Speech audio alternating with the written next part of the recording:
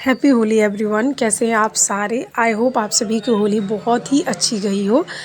कल होली थी और मैं ये वीडियो आज पोस्ट कर रही हूँ क्योंकि कल टाइम नहीं मिल पाया था। मैं पूरे दिन दुकान पे थी और एडिटिंग करने का टाइम, वॉइस ओवर करने का टाइम बिल्कुल भी नहीं मिल पाया। हमेशा की तरह त्योहारों में मैं हमेशा बिज़ी रहती हूँ। हम वर्किंग वुमेन का ख़ास करके जो लोग भी सिलाई वाले वर्क में हैं, जिनका शॉप है, तो उन लोगों को त्योहारों पे ना अपने लिए तो बिल्कुल भी टाइम नहीं मिल पाता है। मैं पहले जब गांव में अपना मथुरा में चलाती थी पार्लर और बुटीक चलाती थी, तो उस टाइम में ना त्योहारों के सामान नहीं रखती थी, जैसे होली और दिवाली का।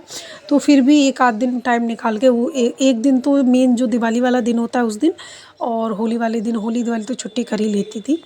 लेकिन अब दिल्ली में आकर के ऐसा हो गया है ना कि मैं त्योहारों का भी सामान रखती हूँ दुकान पे, तो अब त्योहारों पर भी दुकान खोलनी पड़ती है। तो बिल्कुल भी टाइम नहीं मिल पाता है अपने लिए। तो जीवन कुछ ऐसा ही चलता है। मेरे साथ तो ऑलमोस्ट ऐसा ही रहता है, कोई भी त्यौहार नहीं हो पाता है, मतलब मना ही नहीं पाती हूँ मैं। और ये वाली जो होली थी, ये अब तक की सबसे ख़राब होलियों में से मेरी सबसे ख़राब होली थी, मैं कह सकती हूँ। जीवन में उतार चढ़ाव बना ही रहता है। मेरे जीवन में इस टाइम जो वक्त चल रहा है वो बहुत ही टफ़ वक्त है और मैं इससे अपने आप को निकालने की बहुत कोशिश कर रही हूँ, बहुत ज़्यादा कोशिश कर रही हूँ। मेरा जो माइंडसेट है वो बहुत पॉजिटिव रहता है, बट अभी जो चल रहा है वो बहुत नेगेटिव चल रहा है। बहुत कुछ 6 महीनों से बहुत ज़्यादा ही नेगेटिव चल रहा है मेरी लाइफ में। बट आई होप कि धीरे धीरे चीज़ें ठीक हो जाए, क्योंकि मैं गिव अप करने वालों में से तो नहीं हूँ बिल्कुल भी। मैंने बहुत बुरे से बुरा वक्त देखा है और उसमें से अकेले ही निकली हूँ संघर्ष करते हुए, और ये वक्त भी संघर्ष का है और मैं इसमें से भी निकल जाऊँगी, आई होप। मेरा जो मेन मोटिव है ज़िंदगी का, मेरे अब एक ही रह गया है और वो है मेरा खुद का घर। मुझे किसी भी हालत में जल्द से जल्द खुद का घर लेना है, ताकि मैं बस मरना भी चाहती हूँ ना तो खुद के घर में मरना चाहती हूँ।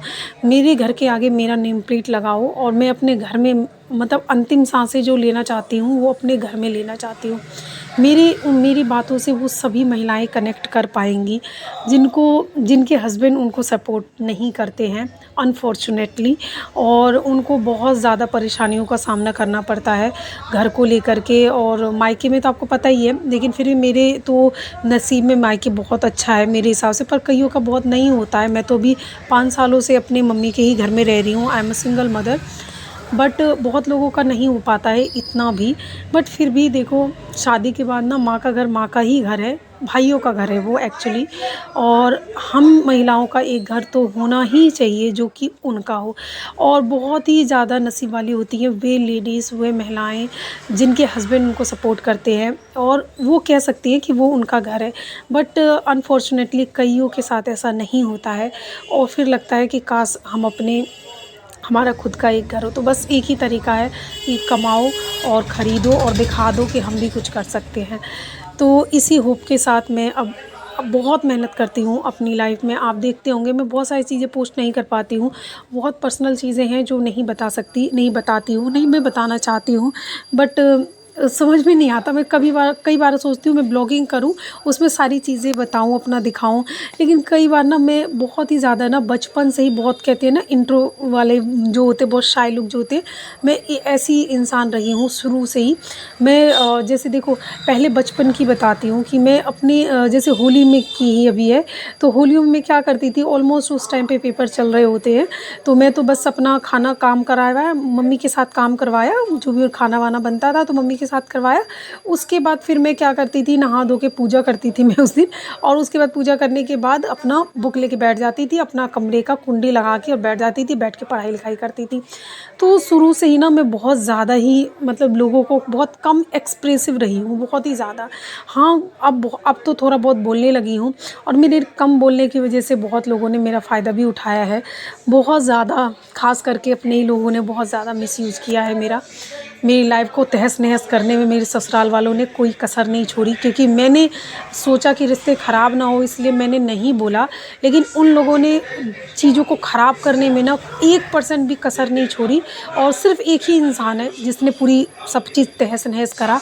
और मैं ये मानती हूँ कि जो आपके हस्बैंड होते हैं ना, वो अगर सपोर्टिव नहीं होते हैं ना, तो बहुत लोगों के मुंह खुलने लगते हैं और बहुत लोग बकवास करने लगते हैं और आपकी ज़िंदगी को और ख़राब से ख़राब कर देते हैं। तो वही है, जिनके हस्बैंड अगर सपोर्टिव रहते हैं तो बहुत ही लकीली हो। आप अपनी लाइफ को जियो, एंजॉय करो और भगवान को 100 बार थैंक्स बोलो। ज़िंदगी भर से मैंने स्ट्रगल किया है, अपने बच्चों को खुद पाला है, खुद कमाई हूँ और खुद अपने शौक़ भी पूरे करे हैं थोड़े बहुत, और अभी जीवन में बहुत कुछ करना है और सबसे इम्पोर्टेंट है अपना घर लेना। खैर ये सब बातें हम फिर कभी और करेंगे। और मैं सोच रही हूँ कि मैं डेली ब्लॉगिंग स्टार्ट करूँ। और हैप्पी होली आप सभी को एक बार। Thanks for watching. Okay bye bye, मिलते हैं नेक्स्ट वीडियो में। अब मेरा बेटा बहुत सारे गुब्बारों के साथ खेल रहा है और दुकान पे देखो इतने सारे जो होली के सामान लगाए थे मैंने अभी, क्योंकि आज होली ख़त्म हो गई है तो कल होली थी तो बहुत सारे सामान बच भी गए हैं। तो अभी मैं जा रही हूँ सारे सामान को सबको पैकिंग करूँगी और वो मैं आपको दिखाऊँगी नेक्स्ट वीडियो में। तो मेरे बेटे ने होली नहीं खेली, बस मेरी ये बहन आई थी और मेरा भाई, तो उनने थोड़े से मुझे गुलाल लगा दिए। और ना मेरी इस बार की होली बहुत ही बेकार गई है, बहुत ही बेकार, मतलब क्या ही कह सकते हैं। पर ज़िंदगी एक सी नहीं रहती है। आई होप नेक्स्ट टाइम शायद अच्छा होगा। अब धीरे धीरे